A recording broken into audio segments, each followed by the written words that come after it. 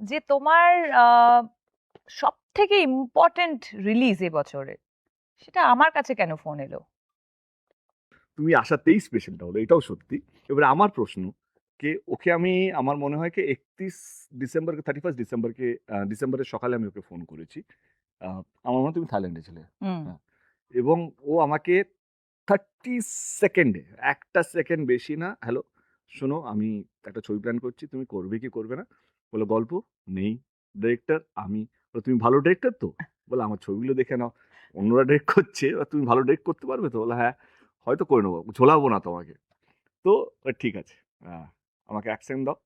And তারপরে সে হ্যাঁ বলে। তো আমার প্রশ্নকে তুমি 30 সেকেন্ডে হ্যাঁ বললে কেন?